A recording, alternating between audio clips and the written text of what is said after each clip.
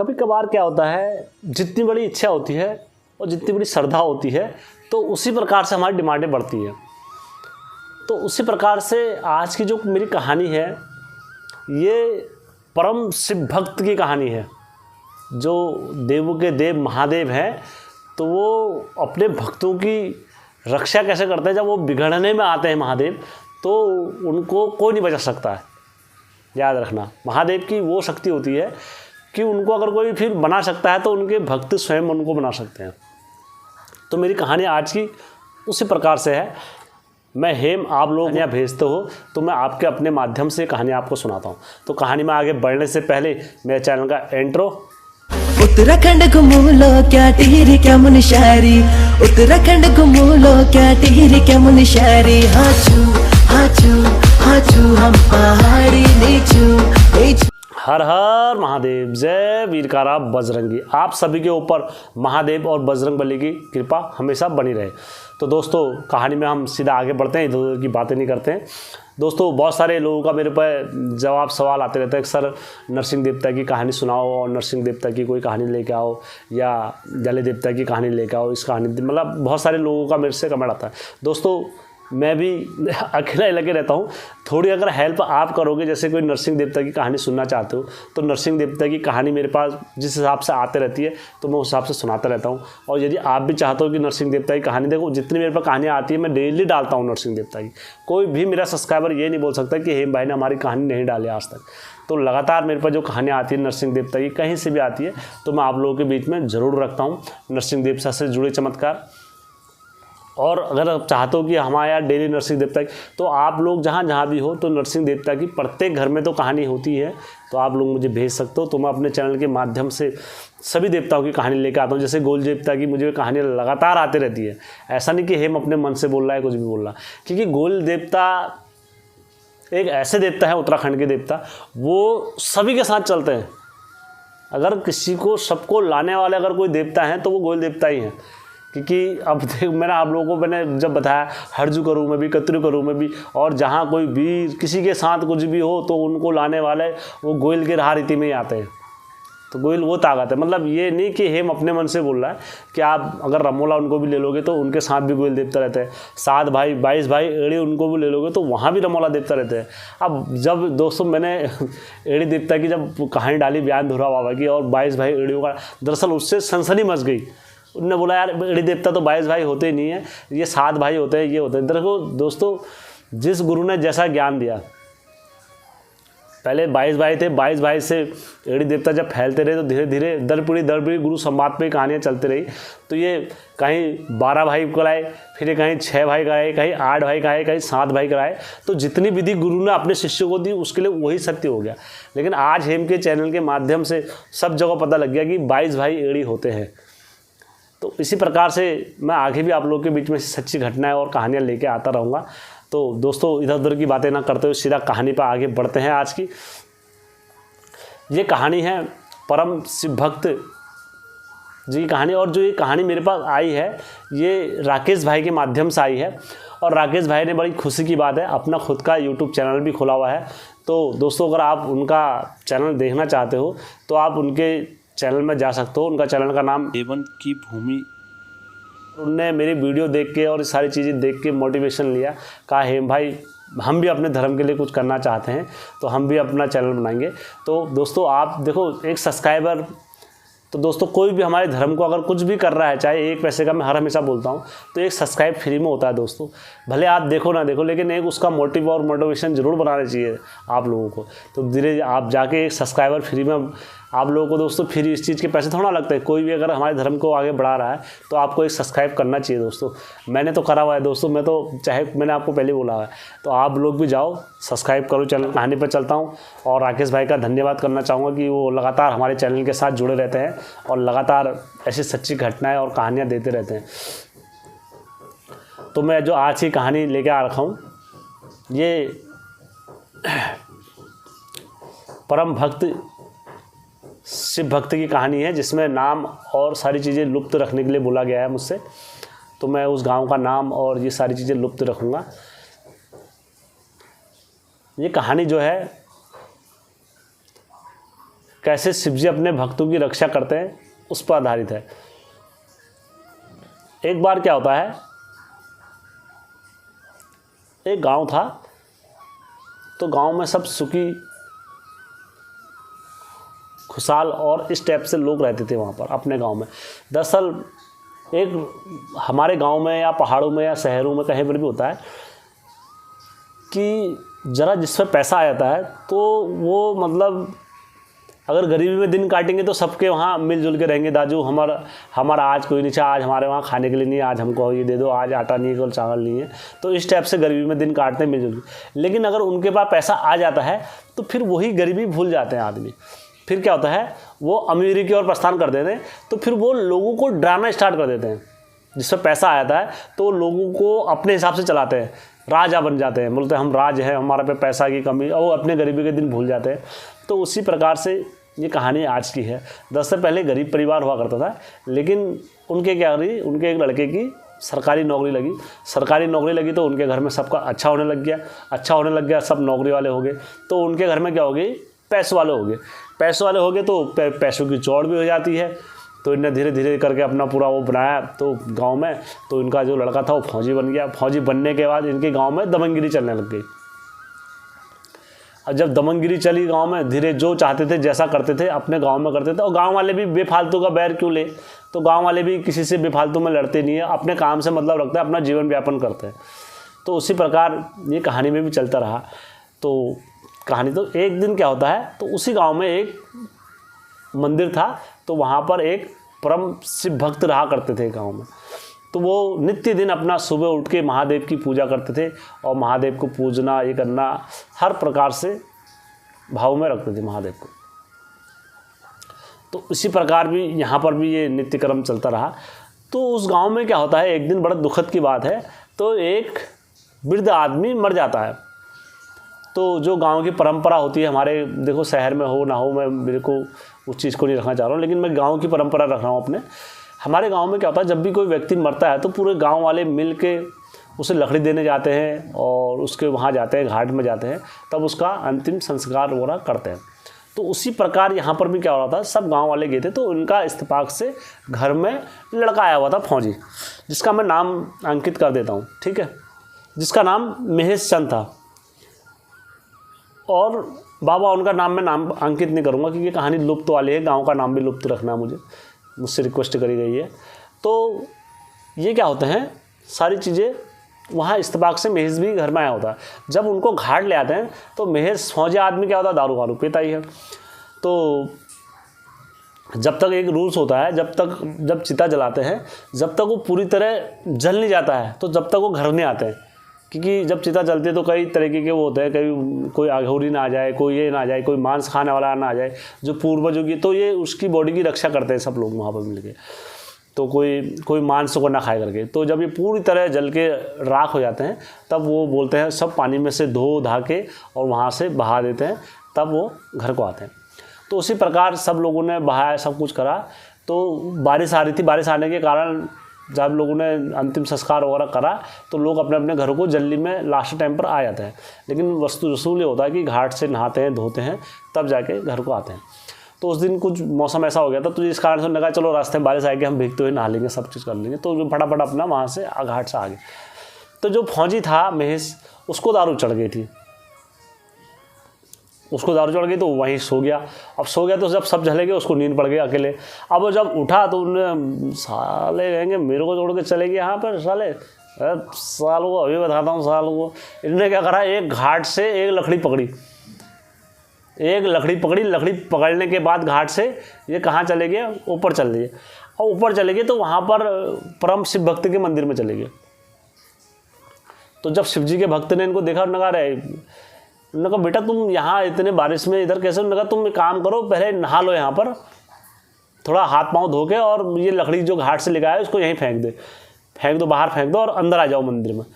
कहा साले सन्यासी तू मेरे को जानता नहीं है, मैं पता कौन हूँ, फौजी हूँ मैं, और ये कर दूंगा वो कर दूंगा। उन्होंने कहा बेटा ये भगवान शिव का मंदिर है, यहाँ पर सब एक समान एक तुल्य में रखे जाते हैं, तुम ये करके और अंदर आ जाओ, महादेव को अपवित्र मत करो। उन्होंने कहा तू ज़्यादा जोगी बन रहा है। उन्होंने पकड़ा और जोगी को और मार दिया, धाड़ 1-2 घौंसे मारे छाती में, और ये वहाँ से भाग का आ गया घर में आया। घर में इसने खाना नहाया धोया और खा पी के सो गया। तो मतलब उसी दिन मतलब शाम तक वो जो वृद्ध आदमी था वो संत, तो वो संत खत्म हो गया। अब गांव में भी से भी किसी ने रिपोर्ट नहीं करी। उन्होंने कहा यार ये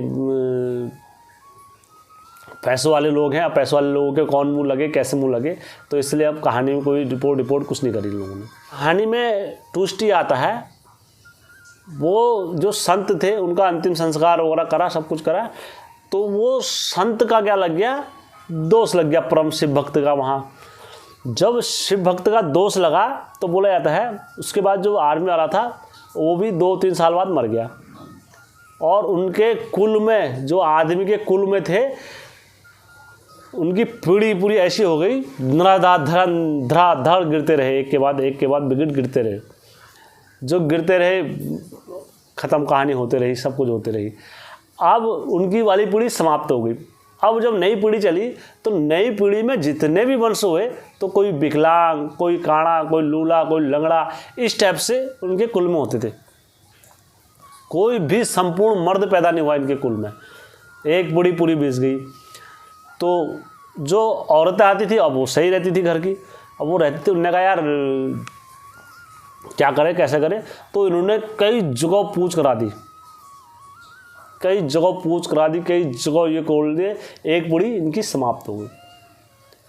क्योंकि महादेव के दोष से तो भाई कोई नहीं बच सका। जिस पे महादेव की जाको राके सैया मार सके ना कोई। जिसको स्वयं शंभु बचाने वाले होते हैं तो उसे कोई मारने वाला पैदा नहीं होता, और जिसे स्वयं शंभु मारने वाले होते हैं तो उसे कोई बचाने वाला पैदा नहीं होता है। ठीक है, तो जाके राके सैया मार सके ना कोई, तो बोलते हैं, ये कहावत है।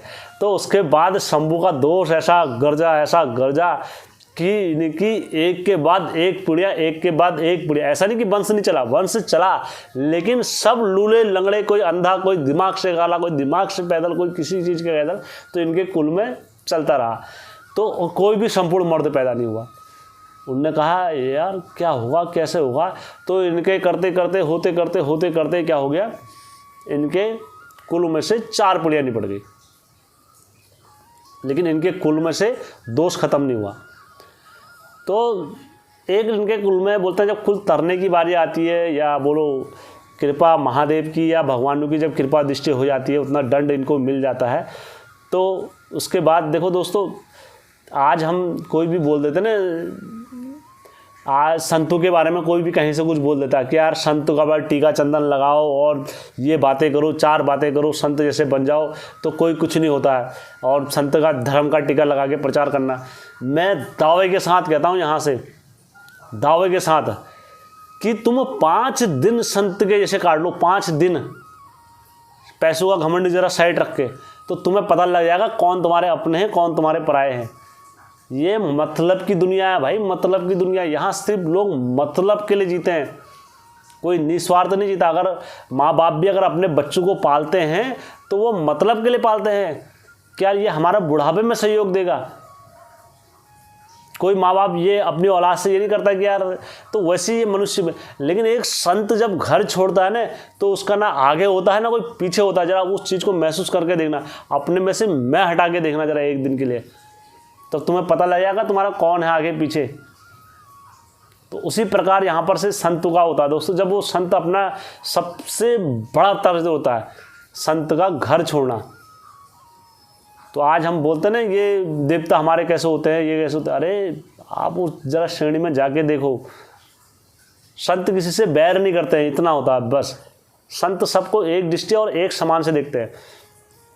तो उसी प्रकार से इनके घर में क्या लगा, संत का दोष लग गया, महादेव के भक्त का दोष लग गया।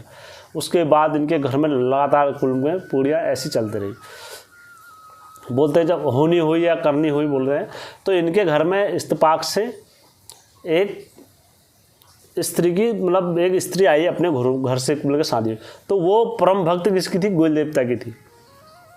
उनके घर में गोल देवता थे और गोल देवता को ही सब कुछ अपना मानती थी, सब कुछ करती।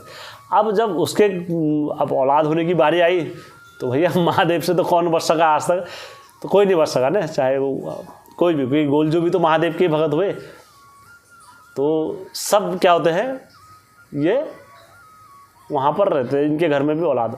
तो वो जब उसके घर में, उसको विश्वास था कि मेरा औलाद से ही होगी, तो उन्हें वो रोने लग गई, खूब रोने लग गई। उन्होंने कहा मेरे ऐसा हुआ, वो हुआ, मेरे घर पे ये हुआ, मेरे घर पे आज मेरे गोलजू भी नहीं रहे, और इसी सब कुछ करके तो रोने लग गई। तो उन्होंने कहा कोई बात नहीं। उस पर लड़के पे पकड़ हो गई देवताओं की। अब इनके घर के पितर नाचने लग गए थे, ठीक है, उनके घर पे। तो अब वो लड़का देवता लड़का जो था रोआट बोआट सब कुछ करने लगा। तो उन्होंने कहा जागर लगाओ, सब कुछ कराओ। अब इनके घर में जागर लगे, बाहर से डंगरिया को लेके आए। अब डंगरिया नाचे वगैरह कुछ बताया नहीं, ये तो सदियों से चला हुआ आ रहा था। तो बोला जाता है जो लड़की थी, अब उसके घर में मैत में गोलजू थे, तो वो गोलजू के वहाँ पर और अपने जो पापा आए हुए थे और सब आए हुए थे, तो वो लड़की रोने लग गई। उन्होंने कहा पापा आज तुम मेरे को ऐस घरम ब्याजे, और जहाँ मेरा मतलब जहाँ मेरा वंश संकट में पड़ गया, आज मेरा कोई नहीं, आज मेरा सब ने मेरा साथ छोड़ दिया, आज मेरे गोलजू भी नहीं रह गए, आज मेरे बाजुल ने भी मेरे को छोड़ दिया, और घरुक देवतों ने भी छोड़ दिया। मैंने महादेव की इतनी भक्ति करी है, मैंने 16 सोमवार भी लिए हैं, मैंने ये भी करा है, सब कुछ करा है। आज मेरा बच्चा मतलब ऐसे विकलांग पैदा हो रहे हैं, अब मैं कहाँ जाऊँ, मैं किस हाल में मरूँ, क्या करूँ, मैं कैसे करूँ। आज क्या नाम कहते हैं, कोई नहीं रहा मेरे स्कूल में, अब मैं किसके पास जाऊँ। बोलते हैं आंसू की जो दर्द धारा बहती है दोस्तों, वो समय ऐसा होता है कि आंसू की धारा तो रुके नहीं रुकती है। तो वो लड़की का दर्द छुपे नहीं छुप रहा था। और बोलते हैं जब एक लड़की भक्ति करती है तो 22 पीढ़ियों को उतारती है अपनी। कोई औरत महिला भक्ति करती है तो अपने 22 पीढ़ी के कुल को उतार देती है। तो वो मतलब इतने विश्राम से रोए थे, तो लड़की के आंसू देख के कोई भी पिघल जाता है दोस्तों। ये तो पहले से ही है परंपरा। एक आदमी रोएगा तो कोई उसे देखने वाला नहीं होता, लेकिन एक लड़की रोती है तो उसको देखने वाले, सब समझने वाले सब आए थे। तो वैसे ही रोते धोते ने अपना मतलब जागर से होने से पहले भी ख़त्म भी हो रही जागर, तब भी रोने में ही थी, सब कुछ करने में थी। उन्होंने कहा ये ऐसा कैसे हो गया मेरे घर पे। तो इनके घर में दोबारा जागर लगी, तो वो लड़की के दिल में दोष कहाँ पड़ गए, सीधा गोल देवता के थान में लग गई उसके आंसू सीधा। जो इतनी जो धात वहाँ गोल देवता के थान में लग जाती है। आमू धादला रे तमड़ा खाना मादा, मले जानो तमड़ा खाना मादा, सुखा हाले तमड़ा खाना मा, सुखा हाले तमड़ा खाना मा, दे मामू, तमड़ा खाना राजा बनी देगा, तमड़ा खाना राजा। देवता की धात ये सुनते हैं गोल देवता, तो उनकी आंख से रत्ने वाली आंखों से अश्रु की धारा बहने लगी। तर गोल बताई तय भगत का बीच में नौहर का माँ का कमर जानी, कमर का माँ का नौहर जानी, फूल सन्नारा आंखों मज रतनी वाली आंखों मज रे सोना शारी बोला देवता के आंखों से कि यार इतना बड़ा कुल में ऐसा घात चला हुआ है इनके। तो बोलते हैं गोलू देवता इंसाफ करने के लिए तुरंत तो अपना घोड़ा पकड़ते हैं। पुतलिया पाग परी रेशमी सलवार परी, दो धारी तलवार जो पकड़ी, कमर में कतार जो धरिया लो, अपनी घोड़ी कणी रजा तुम्हारा सजाना लगा।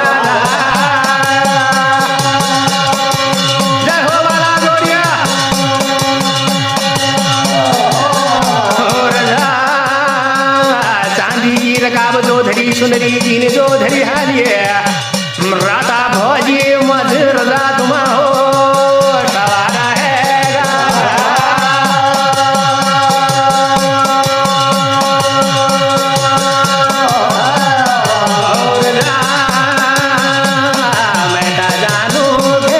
बार होके और पुतलिया पगली पहन के और रेशमी मतलब सरवाल कुर्ता पहन पुन के अपना घोड़ा पकड़ के सीधा कहाँ लग देते हैं बाटा, उस गांव में लग देते हैं। और जो आ जाते हैं वहाँ पर गोल देवता की थोड़ी चौहान लग जाती है पूरे गांव में वहाँ पर, और पूरे गांव में लग जाती है। तो बोलते हैं उस टाइम पर साक्षात घोड़े दिखने लग गए थे बिल्कुल वहाँ। तो जैसी ये सारी चीज़ घटना चल रही थी, तो बोला जाता है इनके घर में जागल लगी, तो वहाँ गोल देवता नाच गए, जय मामू की जय मामू की जय मामू की जय मामू की जय मामू की करके नाच गए। तब पकड़ा वहाँ गोल देवता ने, उन्होंने कहा देख भाई संत सवारी को कोई भी मारेगा तो चाहे कोई भी हो तो उसको संत सवारी नहीं बकते, तेरी 4 पीढ़ी में ऐसा हो रखा है, इस पीढ़ी की बात भी नहीं है, 4 पीढ़ियों की बात है और उसके बाद से तुम्हारे कुल में ये परंपरा चली हुई आ रही है। तब जाके वो सब नतमस्तक होते, उन्होंने कहा महापाप हो गया है। देखो एक की करने की सजा कितनों को मिली, पूरे कुल को मिली। मैं हमेशा कहता हूँ ना, कुल घाती मत बनो, कुल तारने वाले बनो हर हमेशा अपने।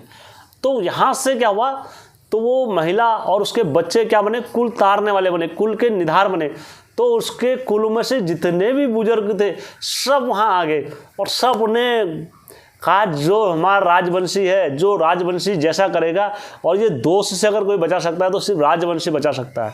तो उसके बाद राजवंशी जब नाचते हैं, पूरे अपने सवार में नाचते हैं, और नाचने के बाद फिर कहते हैं जो बाबा का पहले मंदिर स्थापित बनाओ, तो ये बाबा को बाहर स्थापित करते हैं। फिर वो जोगी को स्थापित करने के बाद उसे अपने घर में रखते हैं, अपने घर का इष्ट बनाते हैं। कहते हैं यार आज के बाद तू भी हमारे देवतों के साथ नाचेगा, सिर्फ अपने दोष और अपने कर्मों से हमारे कुल को बरी कर दे बाबा, बरी कर दे बाबा। इनके आँख से अश्रु की धारा बह रही थी, बाबा हमें क्षमा कर दो। पूरे कुल के आँख से आंसू निकल लेते, एक के मुख से नहीं, पूरा कुल नतमस्तक हुआ एक की गलती की वजह से।